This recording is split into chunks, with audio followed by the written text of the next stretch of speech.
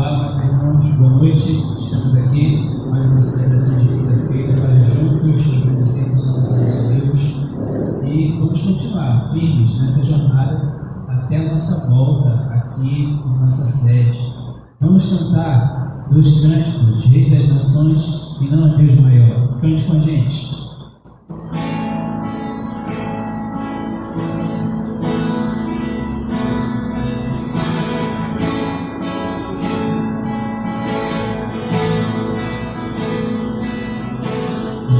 São as tuas obras, Senhor Todo-Poderoso, justos e verdadeiros são os teus caminhos, grandes são as tuas obras, Senhor Todo-Poderoso, justos e verdadeiros são os teus caminhos.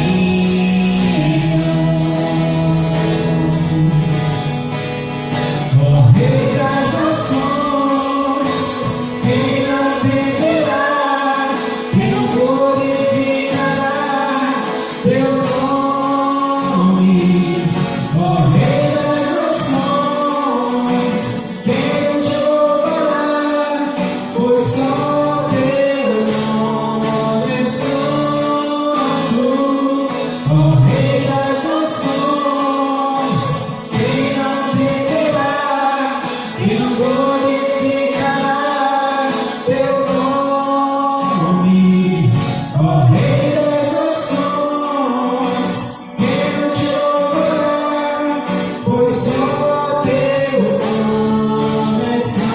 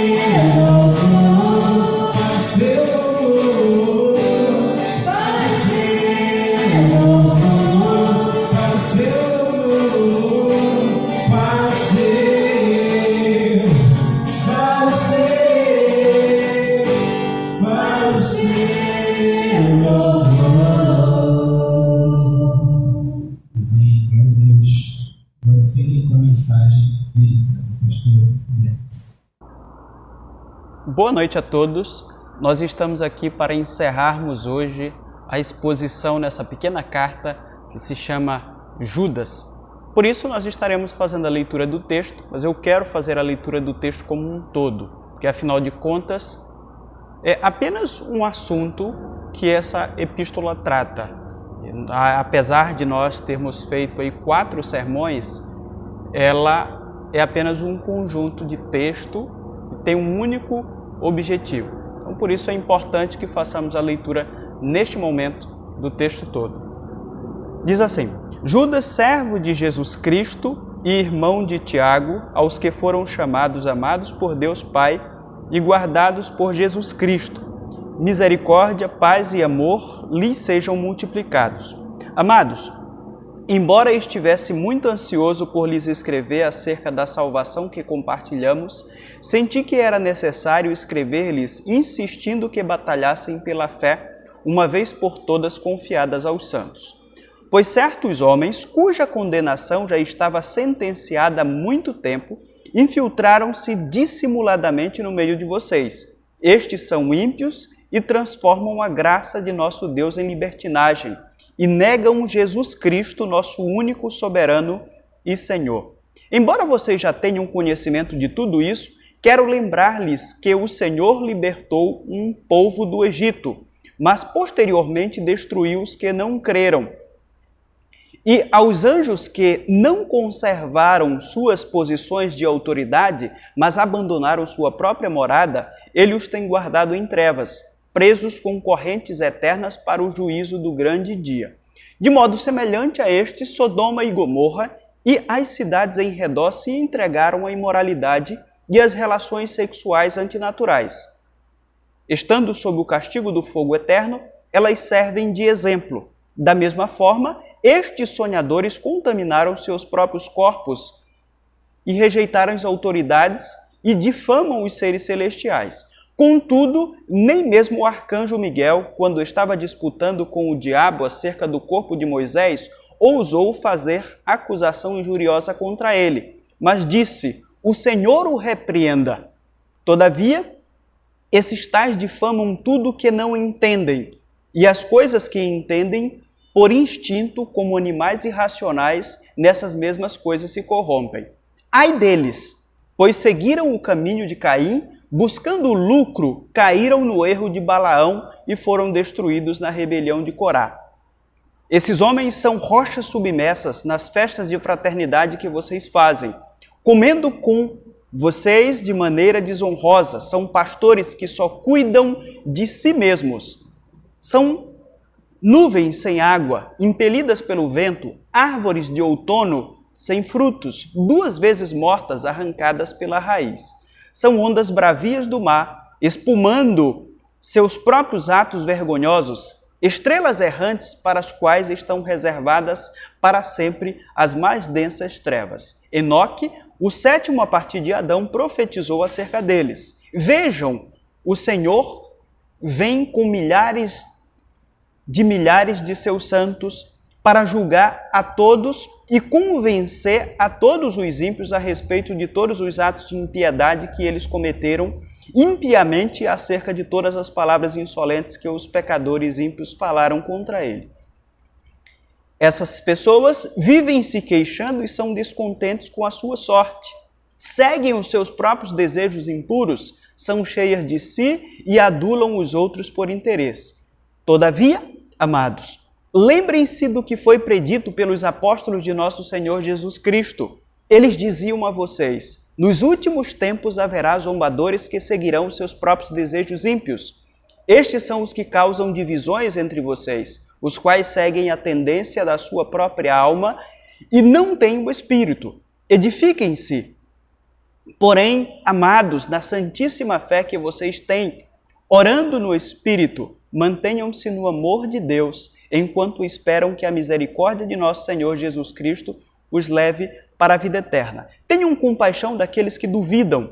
A outros salvem-nos, arrebatando-os do fogo. A outros ainda mostrem misericórdia com temor, odiando até a roupa contaminada pela carne. Aquele que é poderoso para impedi-los de cair e para apresentá-los diante da sua glória sem mácula e com grande alegria ao único Deus, nosso Salvador, sejam glória, majestade, poder e autoridade mediante Jesus Cristo, nosso Senhor, antes de todos os tempos, agora e para todo sempre. Amém. Vamos orar ao Senhor.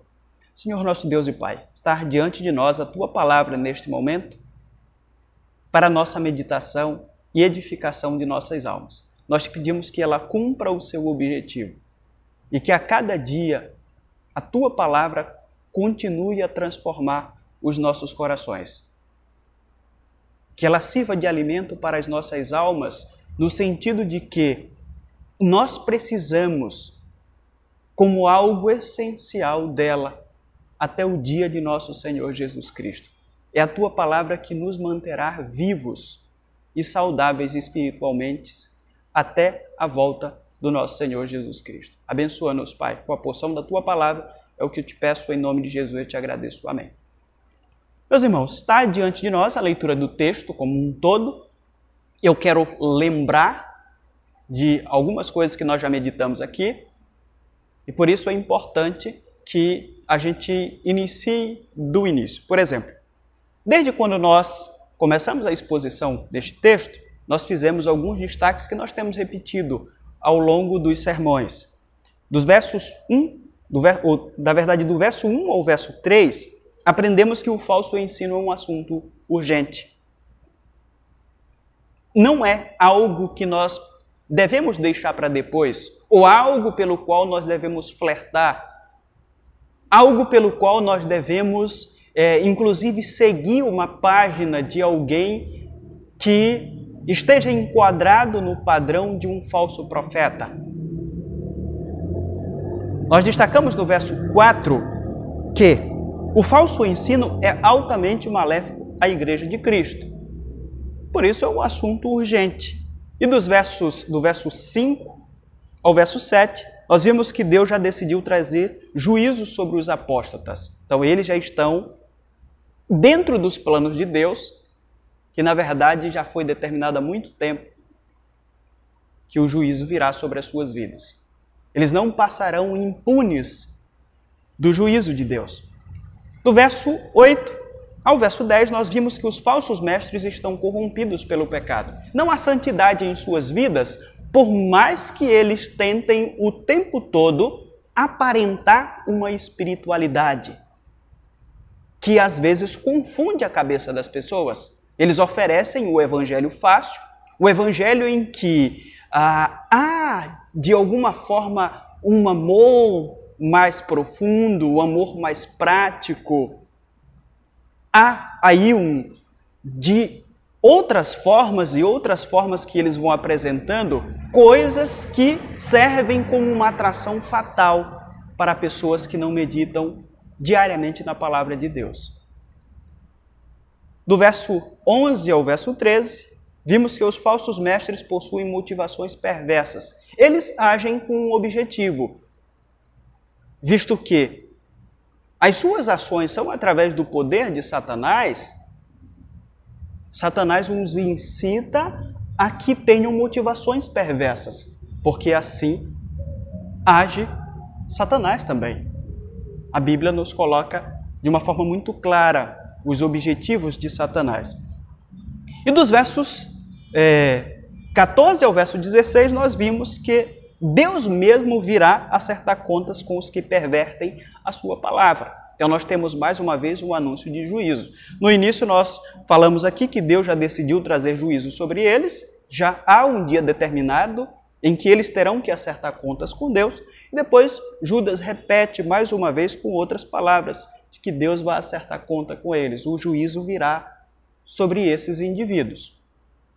Mas essa carta é muito interessante no sentido de que, às vezes, a gente olha para o versículo 14, 15 e 16 e até mesmo para os versículos 5, 6 e 7 e pensa assim, olha, se Deus já decidiu trazer juízo sobre eles, se Deus já decidiu acertar conta com eles, então eu não tenho o que fazer.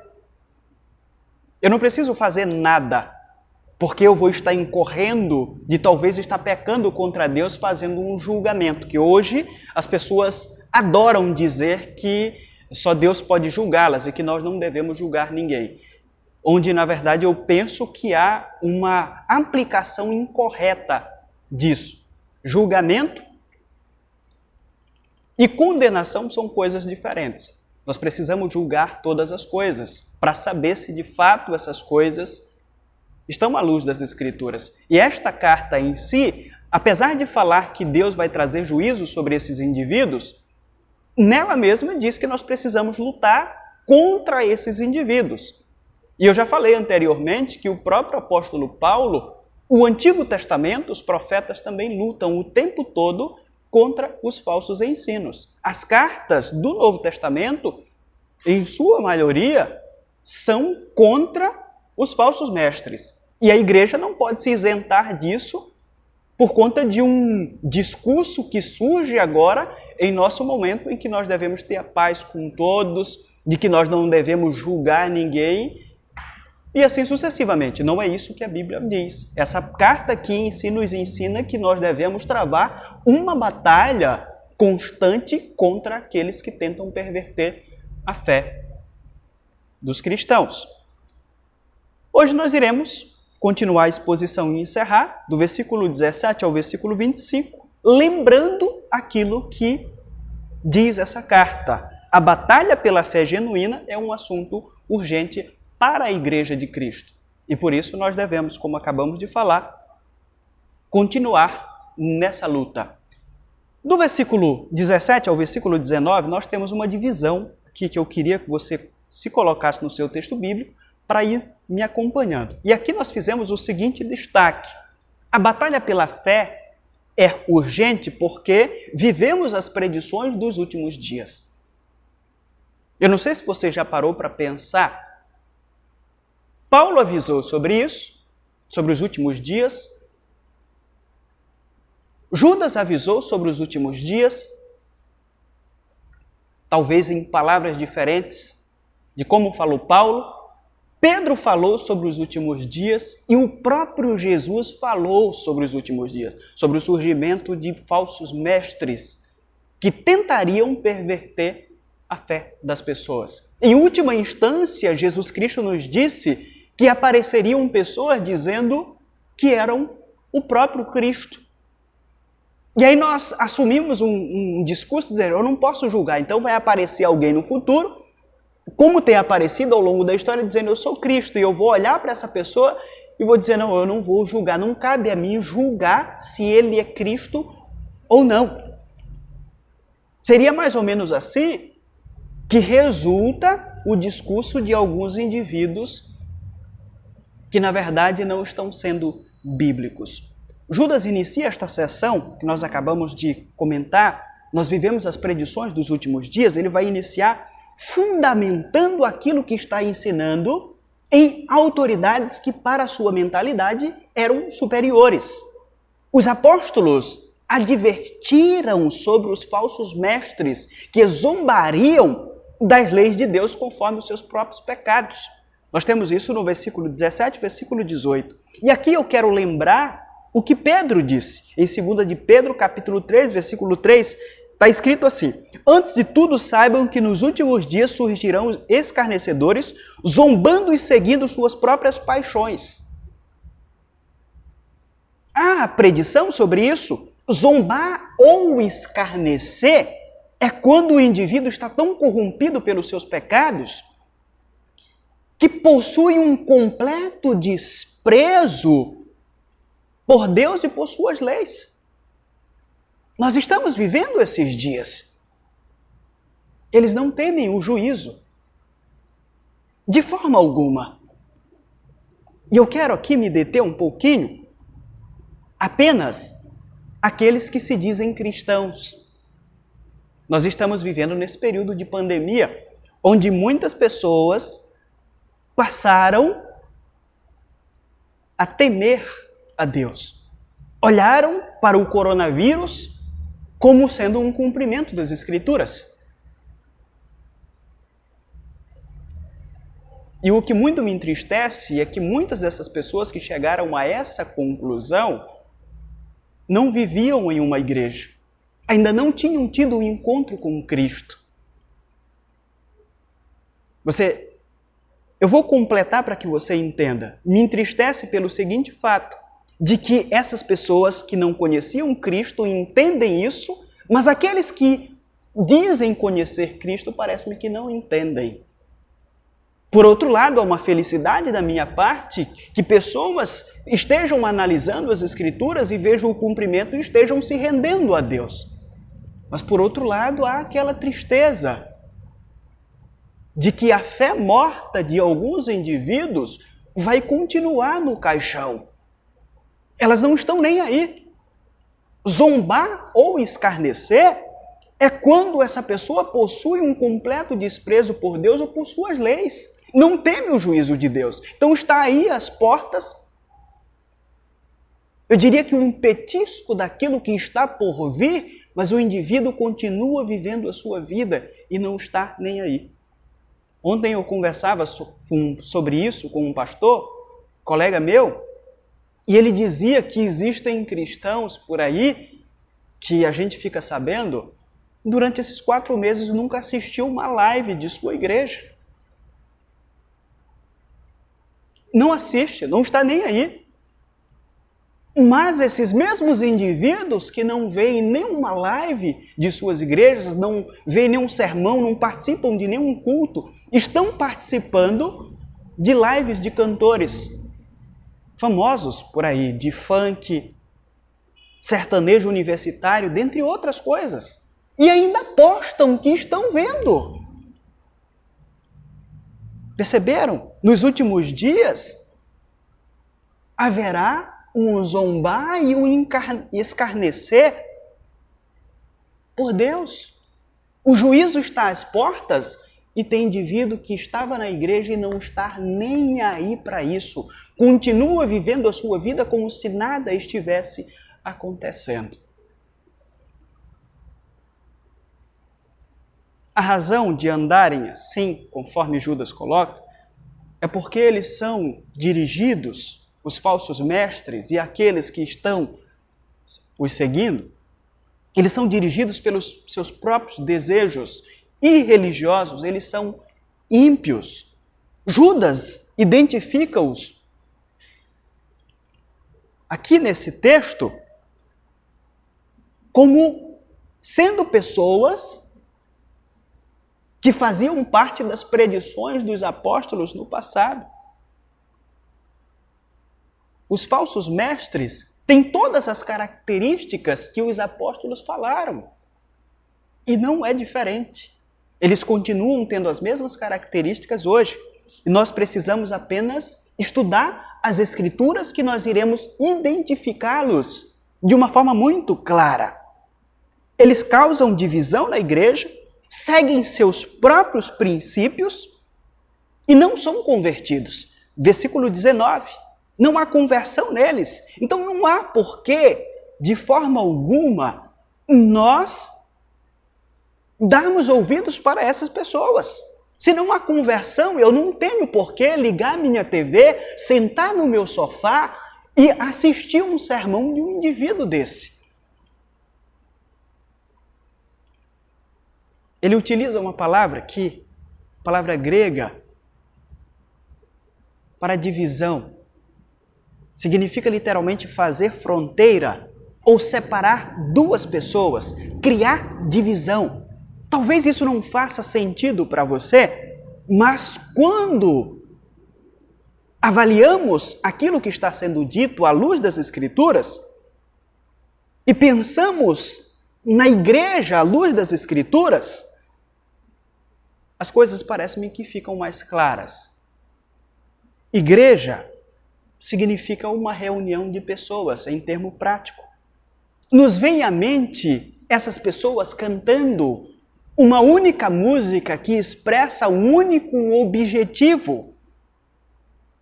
Ou pessoas sentadas ouvindo um único assunto que interessa a todos. A palavra igreja nos remete à comunhão, a andar juntos com um único objetivo. Judas nos diz que os falsos mestres, com seus ensinos e comportamentos pecaminosos, criam barreiras entre as pessoas. Eles destroem a comunhão que deveria representar ao mesmo tempo e também deveria haver na Igreja de Cristo. A comunhão deve representar e ao mesmo tempo haver no contexto da Igreja de Cristo. E ele diz, os falsos mestres servem para corromper, são usados pelo diabo para corromper essa comunhão. Após isso, podemos concluir que na igreja de Satanás não há comunhão, apenas divisão. Satanás só serve para causar divisão entre os seres humanos. Os falsos mestres nunca irão causar comunhão, apenas separar as pessoas. Recomendo-lhes, irmãos, que tomem cuidado com aqueles que causam divisões e colocam obstáculos ao ensino que vocês têm recebido. Afastem-se deles. Paulo disse isso em Romanos capítulo 16, versículo 17. A Bíblia está recheada de passagens dizendo que nós não podemos ter comunhão com aqueles que não ensinam as Escrituras de forma correta. Judas utiliza outra palavra aí para defini-los, que é a palavra psikos. A palavra quer dizer sensuais ou mundanos. É sugerido que essa palavra tem até um sentido animalesco. E depois ele acrescenta o espírito, que eles não possuem. Mais uma vez, há um contraste tremendo entre aqueles que servem a Deus, que são direcionados pelo Espírito, porque são habitados pelo Espírito, e os falsos mestres, que são mundanos, e até animais, no que se refere à questão da espiritualidade. Meditemos nesses fatos. É assim que a Bíblia descreve e apresenta aqueles que não ensinam e não vivem as Escrituras Sagradas. Meus irmãos, a batalha pela fé, segundo o que diz esta carta, é urgente. Por isso Judas diz, cuide de você e dos outros. Isso está descrito a partir do verso 20 até o versículo 23. Diz assim, edifiquem-se, o verso 20, porém, amados, na santíssima fé que vocês têm, orando no Espírito. Então, o que nós temos aqui? Após denunciar os falsos mestres, Judas nos ensina como lidar com eles. E aí nós temos aqui, cuide de sua própria vida espiritual. Ou seja, construa ou edifique a sua vida sobre a santíssima fé. Esse é um ponto fundamental antes de entrarmos nessa batalha. Nós precisamos cuidar de nossa espiritualidade. Existem muitas pessoas por aí que têm denunciado os falsos mestres, mas não têm um cuidado espiritual com as suas próprias vidas. Outro destaque que fazemos aqui é construa uma vida de oração. Existem pessoas que oram, mas as suas orações mais parecem uma reza. Uma vida de oração não é uma simples ou repetitiva oração, que é algo que Jesus condena. Precisa ser uma vida de oração direcionada pelo Espírito do Senhor. Pois o falso ensino não pode ser vencido apenas com argumentos humanos. Outro destaque que fazemos é guarde o amor de Deus até a volta de Cristo. O amor de Deus precisa estar a cada dia evidenciado em nós até o último momento de nossa vida aqui na Terra. E após cuidar de si mesmo, você pode cuidar dos outros, se compadecendo dos que tiveram a fé abalada pelos falsos mestres e agora possuem uma fé vacilante. Infelizmente, é isso que o falso ensino causa na vida das pessoas. Olha só o que o versículo 22 diz. Tenham compaixão daqueles que duvidam. Judas está nos dizendo que indivíduos que ouviram, deram atenção aos falsos ensinos, aos falsos mestres, agora começaram a duvidar de que, de fato, o cristianismo seria algo real. O versículo 23, ele diz, a outros salvem-nos, arrebatando-os do fogo, a outros ainda mostrem misericórdia com temor, odiando até a roupa contaminada pela carne. O versículo 23 aqui, que nós acabamos de ler, parece evocar, no início do verso, que o fogo que sobreveio a Sodoma e Gomorra vai vir sobre os falsos mestres e também sobre aqueles que dão ouvidos. Além disso, ele nos mostra o perigo da heresia. Leva as pessoas à beira do precipício do fogo. A heresia leva ao inferno. A apostasia causada pelo falso ensino leva as pessoas às chamas do inferno. Um cristão que tem o amor de Cristo guardado em seu coração se importa com a alma daqueles que estão perecendo no erro. Porém, eles precisam ter cuidado para não se contaminarem também com o falso ensino, porque é altamente contagioso.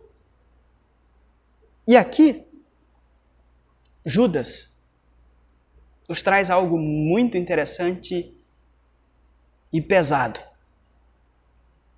Quando ele fala sobre rejeitar até a roupa contaminada pela carne, quando se vai em busca de alguém que está perecendo pelos falsos ensinos, deve haver um cuidado tão grande que é o mesmo cuidado que você teria se alguém estivesse sujo de cocô. Eu acho que você não teria coragem de se aproximar de alguém que estivesse sujo de cocô. Que não fosse um parente próximo, seu filho, esposa ou esposa, é algo que nos causa repulsa, nojo. É isso que está no texto. Quando ele diz sobre rejeitar até a roupa contaminada pela carne, roupa contaminada pela carne é uma cueca, uma calcinha, uma roupa íntima que alguém teve lá um desarranjo intestinal e sujou. E que você não tem coragem de meter as mãos ali.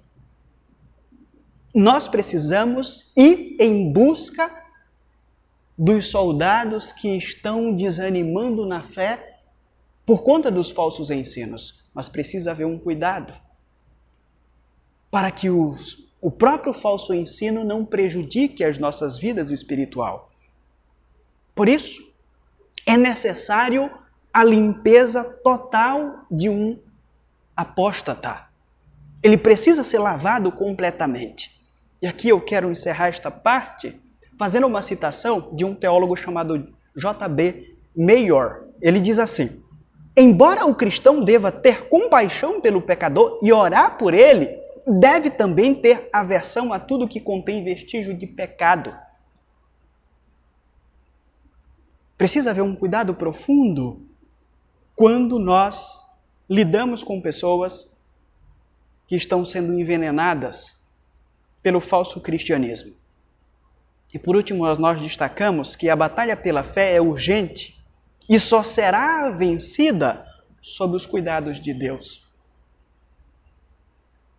Apesar de tudo, não somos nós que temos a palavra final ou a vitória contra aqueles que tentam perverter a nossa fé e a fé daqueles que convivem conosco, como Igreja de Cristo.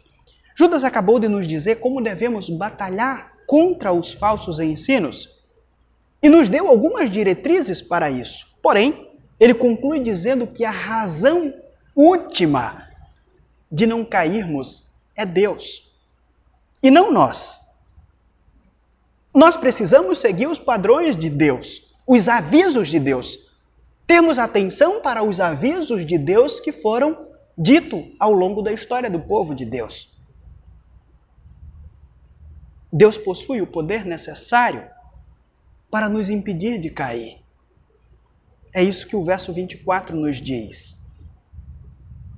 Deus possui o poder necessário para nos impedir de cair e para nos apresentar diante de si totalmente transformados. Meus irmãos, em tudo nesta vida, nós dependemos unicamente de Deus. Ele nos envolve com a sua proteção e não permite a nossa queda. Quando verdadeiramente nos rendemos a Ele. E aí ele utiliza uma palavra aqui que significa sem tropeço. Se referia a cavalos que não tropeçavam e a homens que não cometiam deslizes morais. É Deus que cuida de nós nesse sentido. Judas afirma que o próprio Deus nos levará sem mácula à sua presença. O versículo 24. Essa é uma verdade maravilhosa que emana desse texto.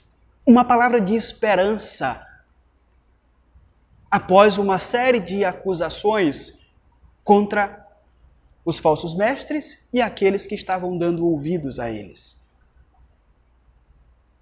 Precisamos entender que essa é uma promessa maravilhosa, pois a nossa natureza um dia foi totalmente destruída pelo pecado e ainda continua sofrendo com as influências que o pecado nos traz. Porém, Deus não nos abandonará por causa de nossos pecados.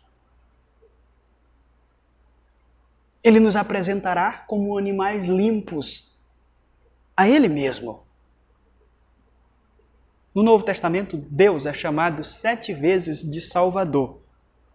E aqui o seu poder salvador está comprovado na pessoa do seu Filho, o qual o texto coloca, a igreja reconhece como Senhor, isto é, como Deus. E aí nós temos um final que nós queremos fazer algumas alusões aqui. Nós temos uma doxologia. Segue, ao único Deus sábio, ou somente ao Deus sábio, nosso Salvador, seja a glória e grandeza e poder, agora e para todos os séculos, ou para todo domínio. Ele usa uma palavra grega que quer nos dizer que Deus tem o direito de governar, ou autoridade para governar, como se fosse um poder imperial. Ele utiliza outra palavra para dizer que Deus tem uma força para efetuar o seu propósito e onipotência. Ele tem poder e ele tem força para isso. Ele nos diz também que Deus tem ou possui uma grandeza tal que compreende todo o conhecimento, sabedoria, santidade e tudo o que se constitui o que é realmente magnificente. E aí, por último, ele apresenta uma palavra que talvez seja até mais conhecida por nós, que é a palavra glória. Doxa é o resultado de todas as coisas que pertencem a Deus. Tudo termina na sua glória. Então, esse término que Judas coloca aqui é justamente para enfatizar que esse Deus cuidará de nós até o final. E que esse Deus que cuidará de nós até o final, da tua vida até o final, da tua fé até o final, não é alguém pequeno, é alguém que está além da compreensão humana. É por isso que nós estamos aqui. É por isso que nós ainda estamos em pé. Neste momento eu peço a Ele que continue a fortalecer a tua fé. Porque sem isso, não temos como permanecer em pé. Meus irmãos, nós ficamos por aqui na exposição desta carta. Eu espero que tenha sido proveitoso para cada um de vocês, assim como foi proveitoso para mim. Hoje nós encerramos esse ciclo. O irmão Wagner estará encerrando o mês com 3 mensagens, a escolha dele e a escolha do Espírito Santo de Deus para as nossas vidas. E no início de agosto nós retornaremos provavelmente com mais uma exposição de mais uma carta, para que assim possamos abrir a nossa compreensão de uma forma mais profunda acerca do que Deus quer para nós nestes momentos, neste tempo que nós vivemos aqui na Terra. Que o Senhor os abençoe e um forte abraço. Amém, queridos. Após essa mensagem abençoadora, vamos cantar juntos o hino de número 262 do Inário para o culto cristão. Deixa o Salvador te ajudar.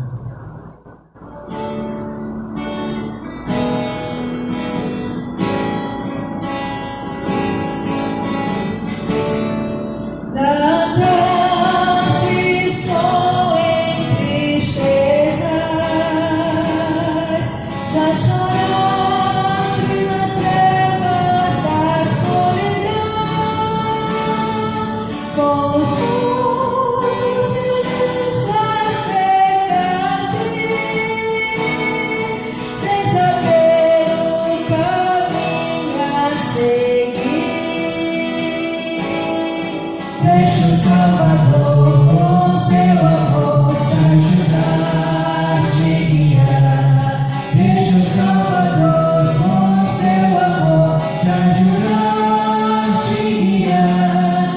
Oh, abre teu coração, aceita o seu perdão.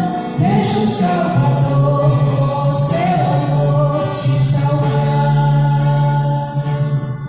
Por viver em dias vazios, não sabendo o futuro que enfrentarás, tu precisas segurança do conforto que só Cristo dá. Deixa o Salvador com seu amor te ajudar, te guiar. Deixa o Salvador com seu amor te ajudar, te guiar. Oh, abre teu coração, aceita o seu perdão. Deixa o Salvador com seu amor te salvar. Pelo Santo Espírito viverás, sua plena paz desfrutarás. Entrega em teus amanhãs, ao teu lado pra sempre irá. Deixa o Salvador com seu amor te ajudar, te guiar. Deixa o Salvador com seu amor te ajudar, te guiar. Oh, abre teu coração, aceita o seu perdão. Deixa o Salvador com seu amor te salvar. Amém, queridos. Um abraço a todos e até o próximo vídeo.